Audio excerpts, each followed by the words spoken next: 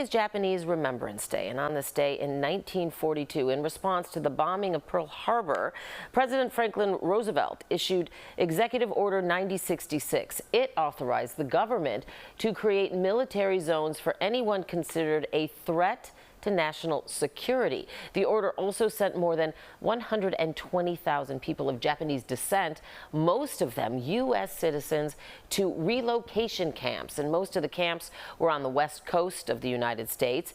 People who had committed no crimes were in effect incarcerated. Roosevelt said the move was meant to prevent Japanese espionage, but it sparked unnecessary economic and emotional hardship for generations. Mike Takada, the retired CEO of the Japanese American Service Committee, joining me now to talk about those relocation camps and a related exhibit at the Illinois Holocaust Museum in Skokie. Good morning, Mike. Thanks so much for being here. Glad to be here, Dana. You know, as I was saying to you, when I was in school, I did not learn much in my history class about this part of American history. So why, in your opinion, is it so important to continue to talk about and remember these camps? I think it's really important because, you know, so many of us, like you, spent way too many years not really knowing about it, learning about it very late, whether it be in college or afterwards, that the generation that I'm part of, the third generation Sansei, we were raised in the late 60s and early 70s, a lot of activism, and so artists and others really found their voice, and so I think it's really important to continue to lean into that effort, and the younger generations are very eager to learn more about this. Did you have relatives, family members, you know, that had been relocated, if you will? Yes, my father's side, he's born and raised in Los Angeles. He just turned 100 years old, oh my goodness, January 31st.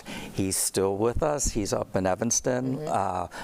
He and my uncle and my grandparents were incarcerated during the war. So what were they like? What were the relocation camps, the internment camps like? What have they told you about them? So, you know, my father is not unusual in that he didn't really talk about it while we were growing up. Like a lot of World War II vets. Actually. Exactly. Yeah. They just keep it to themselves.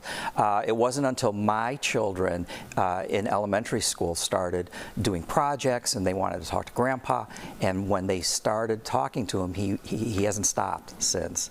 So that's been a wonderful experience. Really important. I'm sure very emotional too. What was the damage, if you will, like to him, to your family? So my father, as the oldest, he was 17, 18 when it all came down, was sort of the primary point of contact for the family. He interpreted for my folks, my grandparents, and it really wore him down. And you know, he was an all-star football player in high school. He was a Boy Scout, and then all of a sudden he wasn't. Yeah, right. Oh, I Very mean, bitter.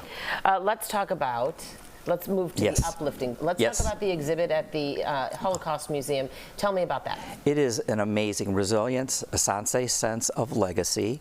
And again, it's third generation artists, 8 of them from across the country doing amazing work, telling the story and keeping the story alive and being very relevant to the current moment. And I encourage everyone to get over to the Holocaust Museum to see it. It's on exhibit through June 1st.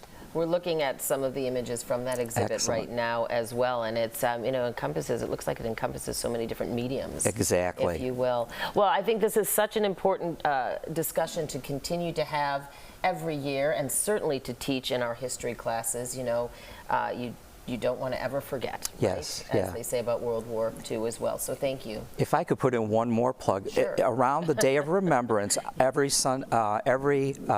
February, there are ceremonies around the anniversary of Day of Remembrance.